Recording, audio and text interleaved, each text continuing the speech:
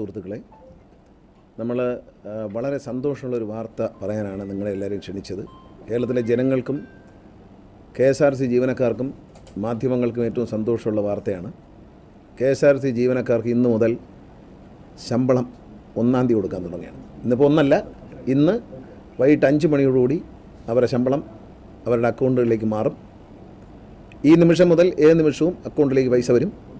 ഇനി മേലിൽ എല്ലാ മാസങ്ങളിലും 1-ാം തീയതി KSRTC ജീവനക്കാർക്ക് ശമ്പളം കൊടുക്കാൻ ഇടതുപക്ഷ മുന്നണി സർക്കാരിന് കഴിയുന്നു എന്ന അഭിമാനകരമായ വാർത്തയാണ് നിങ്ങളെ അറിയിക്കുന്നത്.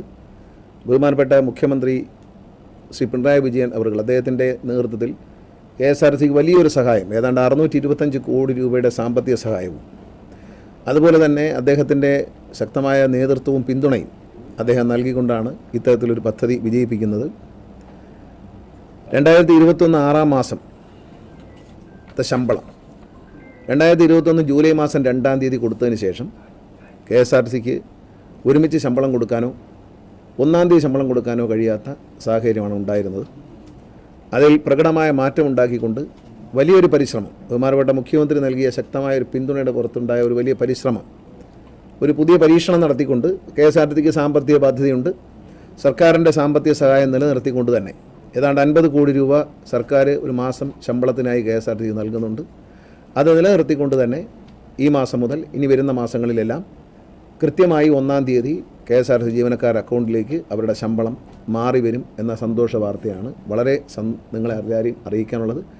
ഇടതുപക്ഷ മുന്നണി സർക്കാരിൻ്റെ കരുത്തുറ്റ ഒരു നേതൃത്വം, മുഖ്യമന്ത്രിയുടെ നേതൃത്വത്തിലുള്ളൊരു നേതൃത്വവും അതിനുവേണ്ടിയുള്ള പരിശ്രമങ്ങളുമാണ് ഇത് വിജയിപ്പിച്ചത്. KSRTCയുടെ വളരെ മോശമായ കണ്ടീഷനിൽ നിന്നും KSRTCക്ക് തനിച്ച് ശമ്പളം കൊടുക്കാൻ കഴിയാത്ത സാഹചര്യം വന്നു. 10,000 കോടി രൂപയോളം പല ഘട്ടങ്ങളിലായി ഇടതുപക്ഷ മുന്നണി സർക്കാർ KSRTCക്ക് നൽകി.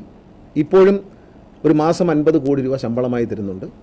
അതങ്ങനെ തന്നെ നിലനിൽക്കും. ആ സഹായത്തോടെ തന്നെ KSRTCയുടെ ചെലവ് ചുരുക്കലും KSRTCയുടെ വരുമാന വർധനവും എല്ലാം കണക്കിലെടുത്തുകൊണ്ട് KSRTCക്ക് വലിയൊരു നേട്ടം, ലാഭത്തിലേക്ക് കടന്നു എന്നൊന്നും പറയില്ല, പക്ഷേ വലിയ ഒരു വ്യത്യാസം KSRTCയുടെ പ്രവർത്തനങ്ങൾ ഉണ്ടാക്കാൻ കഴിഞ്ഞിട്ടുള്ള ഒരു ജീവനക്കാരുടെ സഹകരണം എടുത്തു പറയേണ്ട ഒരു കാര്യമാണ്. വലിയ ഒരു 95% ജീവനക്കാരും ഈ പുതിയ പരിഷ്കാരങ്ങളോട് സഹകരിക്കുകയും അവരെ ഒറ്റക്കെട്ടായി നിന്ന് പ്രവർത്തിക്കുകയും ചെയ്യുന്നതിൻ്റെ ഫലമായി ചില നേട്ടങ്ങൾ KSRTC ഉണ്ടായിട്ടുണ്ട്. അത് ഞാൻ വിശദീകരിക്കാം. ആദ്യമായി ഏതാണ്ട് 79.67 കോടി രൂപയാണെന്ന് ശമ്പളം ഇനത്തിൽ മാറിക്കൊടുക്കാൻ പോകുന്നത്. 80 കോടി രൂപ സ്റ്റേറ്റ് ബാങ്ക് ഓഫ് ഇന്ത്യയുമായി ചേർന്നൊരു ഓവർ ഡ്രാഫ്റ്റ്, 100 കോടിയുടെ ഓവർ ഡ്രാഫ്റ്റ് എടുത്തുകൊണ്ടാണ് ഈ പദ്ധതി നടപ്പിലാക്കുന്നത്. സർക്കാർ പണം തരുമ്പോൾ ആ പണം തിരിച്ചടയ്ക്കും. ഇതൊരു ചെറിയൊരു മാനേജ്മെൻറ്റ് ടെക്നിക്കാണ്. സർക്കാർ പണം തരുമ്പോൾ അത് തിരിച്ചടയ്ക്കും. പിന്നെ KSRTCയുടെ മുഴുവൻ കളക്ഷനും സ്റ്റേറ്റ് ബാങ്ക് ഓഫ് ഇന്ത്യക്ക് നൽകും. അങ്ങനെ നൽകിക്കൊണ്ട് ഈ ഓവർ ഡ്രാഫ്റ്റ് പരമാവധി കുറച്ചുപയോഗിച്ചുകൊണ്ട് ഏറ്റവും കുറച്ച് പലിശ വരത്തക്ക രീതിയിൽ കൈകാര്യം ചെയ്തുകൊണ്ടുള്ള ഒരു വളരെ സ്ട്രിക്റ്റായിട്ടുള്ളൊരു മാനേജ്മെൻറ്റ് ശൈലിയായിരിക്കും. അതിൻ്റെ അടിസ്ഥാനത്തിലാണ് നമ്മളിത് ചെയ്യുന്നത്. നമ്മൾ 90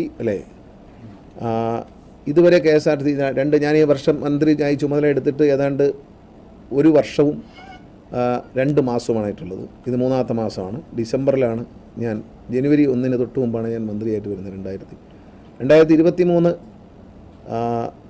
ഇപ്പോൾ നമ്മൾ പെൻഷൻ ബെനിഫിറ്റ്, റിട്ടയർ ചെയ്ത ജീവനക്കാർക്കുള്ള പെൻഷന് വേണ്ടി പണം മാറ്റി വയ്ക്കുന്നുണ്ട്.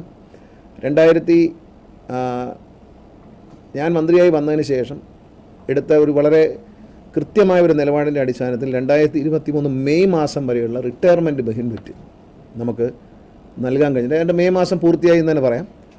അതുവരെ പെൻഷനായ ആൾക്കാർക്കെല്ലാം പെൻഷനറി ബെനിഫിറ്റ് കൈമാറിയിട്ടുണ്ട്. വേറെ സർവീസ് റെക്കോർഡിൽ എന്തെങ്കിലും തകരാറുകളില്ലാത്ത എല്ലാവർക്കും കൊടുത്തിട്ടുണ്ട്. അടുത്ത ജൂൺ മാസത്തോടു കൂടി വീണ്ടും അത് കൊടുക്കുമ്പോഴേക്കും ഒരു നല്ല 2024 വരാൻ വളരെ വേഗത്തിൽ കഴിയും. കാരണം ജൂൺ മാസം ഈ മാർച്ച് ഏപ്രിൽ മെയ് മാസത്തിലാണ് ഏറ്റവും കൂടുതൽ റിട്ടയർമെൻറ്റ് വരുന്നത്.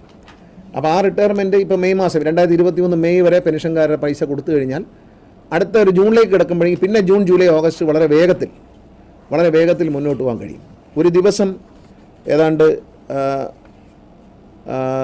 എത്ര കോടി രൂപ മാറ്റി വയ്ക്കുന്നത് പെൻഷന് വേണ്ടിയിട്ട്, പെൻഷൻ ബെനിഫിറ്റ് ഒരു പ്രത്യേക അക്കൗണ്ടിൽ വരുമാനത്തിൻ്റെ 5% നമ്മൾ എല്ലാ ദിവസവും മാറ്റി വയ്ക്കുകയാണ്. അത് കൃത്യമായി ബഹുമാനപ്പെട്ട ഹൈക്കോടതിയിൽ നൽകിയിട്ടുള്ള ഒരു സീനിയോറിറ്റി ലിസ്റ്റിൻ്റെ അടിസ്ഥാനത്തിൽ നീതിപൂർവമായി ഒരാളെയും മറികടക്കാതെ കൃത്യമായി കൊടുക്കുന്നതുകൊണ്ടാണ് 2023 മെയ് വരെ കൊടുക്കാൻ കഴിഞ്ഞു എന്ന് പറയുന്നത്.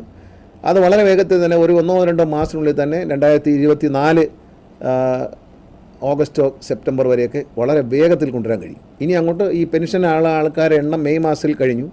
ഇനി ജൂൺ മാസം കൊണ്ട് പെൻഷൻ ആവുന്നവരുടെ എണ്ണം കുറവായിരിക്കും. അപ്പോൾ ആ എണ്ണം വെച്ച് നോക്കുമ്പോൾ നമുക്കൊരു സെപ്റ്റംബർ ഒക്ടോബർ വരെയൊക്കെ ഒരു 2-3 മാസത്തിനുള്ളിൽ നമുക്കവിടെ ഓടിയെത്താൻ പറ്റും. പിന്നെ 2024 മാർച്ച് ഏപ്രിൽ മെയ്യിലായിരിക്കും ഏറ്റവും കൂടുതൽ പെൻഷൻ വരുന്നത്.